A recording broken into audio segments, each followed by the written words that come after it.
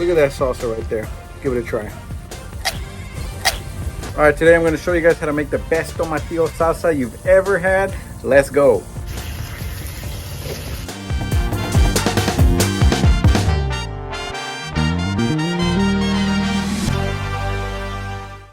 Alright guys, so I went ahead and fired up the Blackstone. I got 9 tomatillos on here, 1 Chile Ancho, 2 Chiles California, and we got about 10 Chile Japones. We add some salt and pepper once it's in the blender. You guys, these chiles, you can buy them at pretty much any meat market. I ended up buying mine at Northgate. But just look for some fresh chiles and make sure you put some oil on your Blackstone.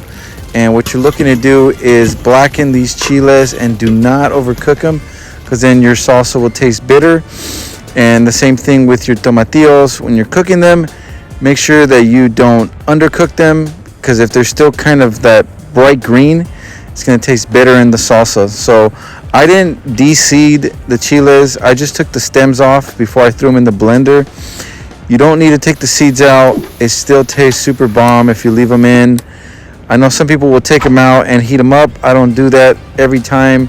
This is the way I prefer to make this salsa. This is your standard tomatillo salsa, you guys.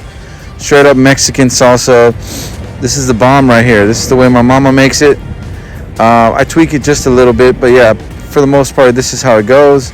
And now you see these chiles are cooked. They're ready to go.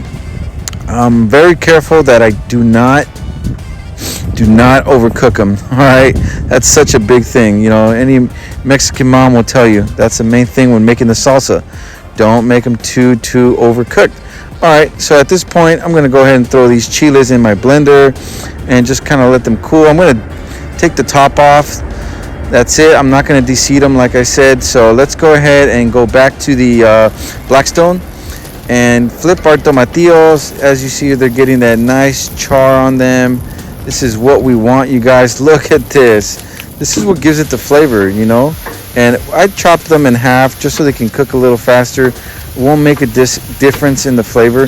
So you can go ahead and cut these in half. And now we're pretty much ready to go.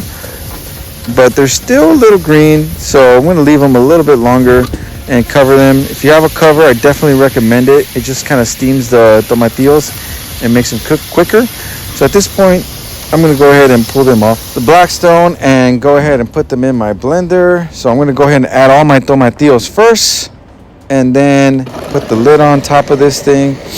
And this thing's pretty much ready to go. I'm going to go ahead and just blend it for about a minute just to make sure it's nice and puree and finished. And at this point, we are pretty much done. Get yourself a bowl and pour all the salsa in there. Look at how delicious this looks in the consistency, but let's try it. Ooh, look at that salsa right there. Give it a try.